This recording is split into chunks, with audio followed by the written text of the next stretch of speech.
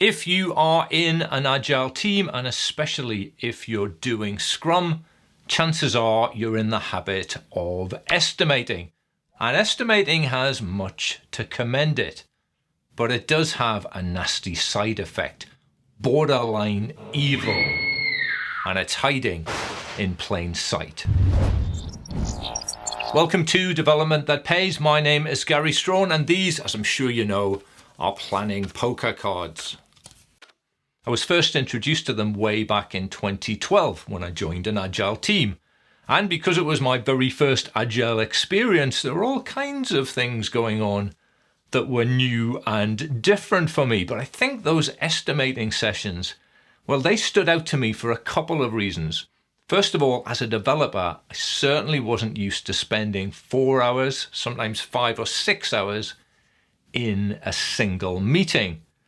And I guess the other reason was because, well, the estimates we produced were all over the place. We'd have 2 pointers that ended up taking an entire sprint to complete. And we'd have 20 pointers that ended up being fixed in 5 minutes with a quick configuration change. It seemed that decent estimates were the exception rather than the rule. So it didn't take me long to draw my first conclusion that estimating was a waste of time. I was with that team for the best part of 2 years, and over time, I have to say, the estimates improved not one bit. But what did improve was my appreciation of the process. You might say that estimating went up in my estimation. The estimates might have been all over the place, but the discussion in those estimating sessions was good, excellent actually. So I was forced to draw a new conclusion. That estimates are rubbish, but the process of estimating is valuable. And it seems that you agree, with the second part anyway. Here's what some of you said in a survey that I ran a couple of weeks ago. The act of estimation often opens the floor to discussion that might otherwise not have happened in a group setting or at all. I see it as a tool to discuss, to ensure that everyone is aligned on the complexity and risks of a story. In retrospect, estimating has almost always been a waste of time. Talking about the work while estimating was the real value. So far, so not evil. For the longest time, I was at peace with estimating. I'd enjoy the estimating discussion, and I'd smile quietly to myself as a pretty much random story point number was typed into Jira, but I'm not smiling anymore. Much like Pandora's box, the trouble starts when those estimates leak out into the world. That's when things start to turn rotten. I got my first glimpse of it towards the end of 2012 when my Scrum Master stopped by my desk to ask about a particular ticket.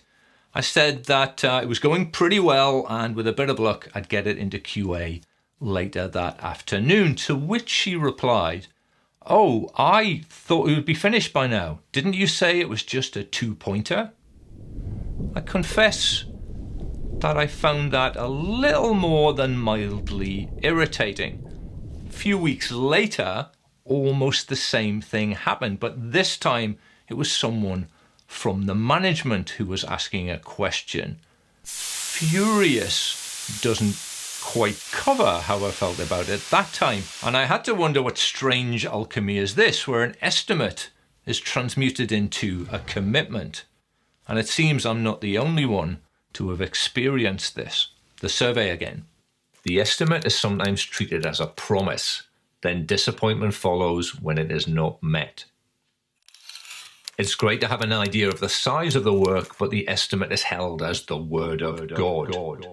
Then problems arise when reality is different than the estimate. It is abused by management to punish teams when they guess wrong. The estimate, is never accurate, and it's used as a noose by business folk to try and hang teams. Once again, I'm forced to draw a new conclusion. Estimates are not rubbish.